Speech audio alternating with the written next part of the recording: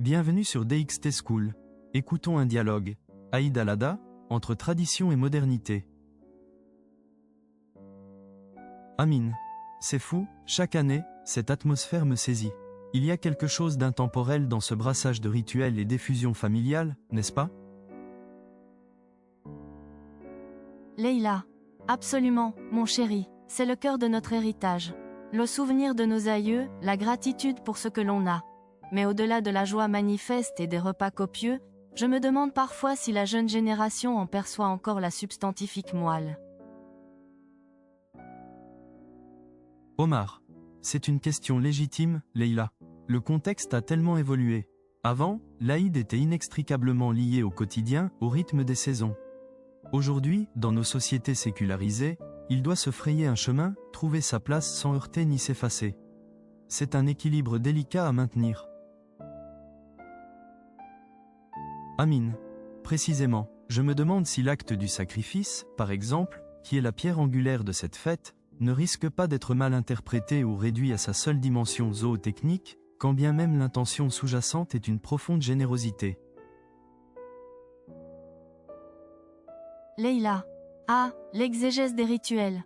Il est vrai que la symbolique peut se diluer. Pour moi, le sacrifice dépasse largement la viande partagée.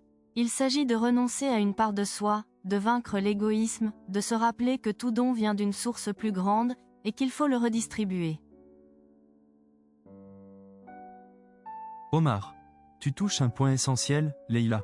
C'est le partage avec les nécessiteux qui confère à l'Aïd Alada sa pleine dimension éthique et sociale. Nonobstant les débats sur les méthodes d'abattage et la visibilité de la pratique, l'esprit de charité demeure inaltérable. Amine. J'ai l'impression qu'on est souvent tiraillé entre la volonté de préserver l'authenticité des rites et l'impératif de les rendre intelligibles, voire acceptables, à un public non initié. C'est une danse constante sur le fil entre tradition et intégration. Leïla. Mais c'est précisément là que réside la richesse, Amine. L'Aïd n'est pas figé, il a toujours su s'adapter. Nos parents et grands-parents ont perpétué ces traditions avec une résilience admirable, y compris dans des pays où notre culture était minoritaire. Omar. Tout à fait. L'important est de transmettre non seulement les gestes, mais surtout les valeurs. La solidarité, l'humilité, le pardon, le lien intergénérationnel. Pourvu que cette transmission ne se réduise pas à une façade folklorique, dénuée de sens profond. Amine. C'est ce qui m'inquiète parfois. Comment éviter la désacralisation ou la simple consommation? Il faudrait que les jeunes générations soient impliquées dans une réflexion plus profonde, pas juste dans la dégustation des mets. Leïla. C'est notre rôle, à nous les aînés, de susciter cette curiosité, d'expliquer les racines de nos pratiques.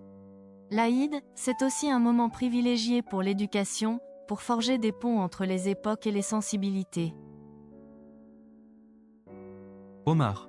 Et de montrer que cette célébration n'est pas un repli identitaire, mais une invitation à l'ouverture, au partage, y compris avec nos voisins et amis non musulmans, qui se réjouissent souvent de nos pâtisseries.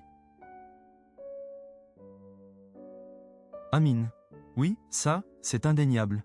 Les plateaux de gâteaux qui circulent dans l'immeuble, c'est une forme de diplomatie culinaire, n'est-ce pas? Un excellent moyen de créer du lien social. Leïla. Exactement. Et ça, c'est une tradition qui, elle, ne risque pas de perdre de son sens. Si tu as aimé ce dialogue, mets un pouce bleu. Abonne-toi pour une nouvelle leçon chaque jour. Retrouve plus de dialogues gratuits sur school.dxt.ma.